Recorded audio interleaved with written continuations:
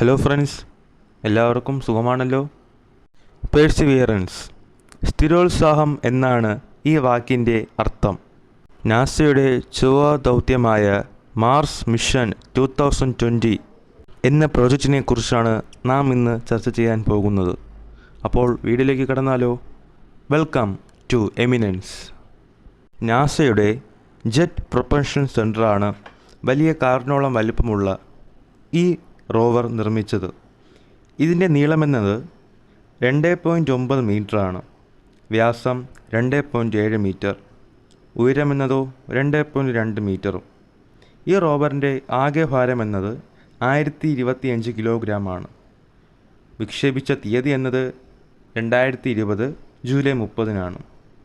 ഫ്ലോറിഡയിലുള്ള Cape Canaveral വിക്ഷേപണ കേന്ദ്രത്തിൽ നിന്നാണ് ഈ rover rocket Atlas V541 കുതിച്ചുയർന്നത്.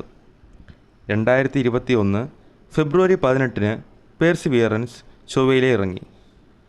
Perseverance ദൗത്യത്തിൻ്റെ പ്രധാന സവിശേഷത എന്നത് ഇൻജെനിറ്റ്വിറ്റി എന്ന കുഞ്ഞൻ ഹെലികോപ്റ്ററാണ്. ചൊവ്വയുടെ ഉപരിതലത്തിൽ നിന്ന് പറന്നുയർന്ന് നിരീക്ഷണം നടത്താൻ ശേഷിയുള്ളവയാണ് ഇത്. റോവറിൻ്റെ അടിഭാഗത്തായാണ് ഇതിൻ്റെ സ്ഥാനം. ചൊവ്വയിൽ നിന്നും കല്ലും മണ്ണും തുടങ്ങിയ വസ്തുക്കൾ ശേഖരിച്ച് പുരാതന കാലത്ത് അവിടെ ജീവൻ നിലനിന്നിരുന്നോ എന്ന് പഠിക്കുകയാണ് ഈ റോവറിൻ്റെ പ്രധാന ലക്ഷ്യം. ഒരു വിചിത്രമായ പരീക്ഷണവും ഇവിടെ നടക്കുന്നുണ്ട്. എന്തെന്നാൽ ചൊവ്വയുടെ അന്തരീക്ഷത്തിൽ നിന്ന് ഓക്സിജൻ നിർമ്മിക്കാനുള്ളതാണ് അത്.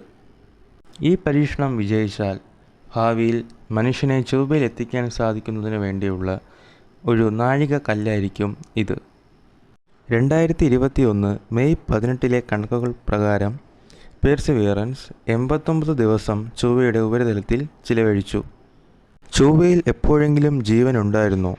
ഈ വലിയ ചോദ്യത്തിന് ഉത്തരം കണ്ടെത്താനാണ് പേഴ്സിവിയറൻസ് ചൊവ്വയിൽ എത്തിയിരിക്കുന്നത്. അതിലേക്കുള്ള ചെറിയ ക്ലൂ കിട്ടിയാൽ അതുവരെ പിടിച്ചെടുക്കുവാൻ വേണ്ടിയുള്ള അത്യാധുനിക ക്യാമറകൾ ഇതിൽ ഘടിപ്പിച്ചിട്ടുണ്ട്. 1ഉം 2ഉമൊന്നുമല്ല, 23 എണ്ണം. വളരെ ശ്രദ്ധാപൂർവമാണ് ഇവയെ അയച്ചത്. കാരണം ഭൂമിയിലെ സൂക്ഷ്മജീവികൾ ക്യാമറകളിൽ കടന്നുകൂടി അവ നശിപ്പിക്കാതിരിക്കുവാൻ വേണ്ടി പ്രത്യേകതരം രീതിയിലാണ് ഇവ രൂപകൽപ്പന ചെയ്തിരിക്കുന്നത്. നേരത്തെ സൂചിപ്പിച്ച ജെറ്റ് പ്രൊപ്പൽഷൻ കേന്ദ്രമാണ് ഇവയെ അണുമുക്തമാക്കിയത്. റോവറിൻ്റെ മുകളിൽ 2 വശങ്ങളിലായാണ് പ്രധാന ക്യാമറകൾ സ്ഥിതി ചെയ്യുന്നത്. ചൊവ്വയുടെ സർഫസിൽ നിന്ന്, അതായത് ഉപരിതലത്തിൽ നിന്ന് ഏതാണ്ട് 2 കിലോമീറ്റർ ഉയരത്തിലാണ് ഇത് സ്ഥിതി ചെയ്യുന്നത്. സ്റ്റീരിയോ വിഷൻ സാധ്യമാക്കുന്ന രീതിയിലാണ് ഈ ക്യാമറ വച്ചിരിക്കുന്നത്. ഏറ്റവും ലളിതമായി പറഞ്ഞാൽ ത്രിമാന അഥവാ 3D എഫക്റ്റാണ് ഈ ക്യാമറയിലൂടെ നമുക്ക് സാധ്യമാകുന്നത്. പാരഷൂട്ട് ഉപയോഗിച്ചാണ് ഇവയെ സോഫ്റ്റ് ലാൻഡ് ചെയ്യിക്കുന്നത്. അങ്ങനെ പേഴ്സിവിയറൻസ് എന്ന മിഷൻ വിജയകരമായി നാസ പൂർത്തിയാക്കി. ഫ്രണ്ട്സ്, അപ്പോൾ എങ്ങനെയുണ്ടായിരുന്നു പേഴ്സിവിയറൻസിനെ കുറിച്ചുള്ള വീഡിയോ? കൂട്ടുകാർക്ക് ഇഷ്ടപ്പെട്ടോ?